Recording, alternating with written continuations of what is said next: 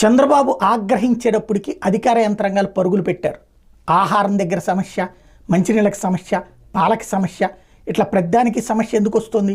Revenue యంత్రాంగము, civil supplies, అట్లాగే municipality, corporation వీళ్ళందరూ సమన్వయం చేసుకోవాలి. ఇరిగేషన్ ఆ సమన్వయ లోపం అన్నటువంటిది స్వయంగా చంద్రబాబు గారి రంగంలోకి దిగి వివిధ ప్రాంతాలకు వెళ్ళడం, అక్కడ ఉన్నటువంటి ప్రజలు ఆయనకి ఏమందింది ఏమందలేదు అని చెప్తూ ఉండటం, దాంతో ఆగ్రహించినటువంటి చంద్రబాబు ఒక అధికారి మీద చర్య తీసుకోవడంతో కొంత కదలిక వచ్చింది.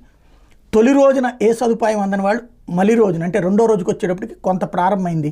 మూడో రోజుకి వచ్చేటప్పటికి ఇప్పుడు కాస్త సదుపాయాలు అందుతూ ఉన్నాయి. అయితే అది ఇప్పటికి కూడా ప్రథమమైనటువంటి ప్రాంతాలలో అంటే నడవగలిగిన ప్రదేశం వరకు, లేదంటే ట్రాక్టర్ వెళ్ళగలిగినటువంటి ప్రదేశం వరకు, లేదా కొంత ఏరియా వరకు వెళ్తున్నారు. లోపలికి ఉన్నటువంటి ప్రాంతం చాలా ఉంది.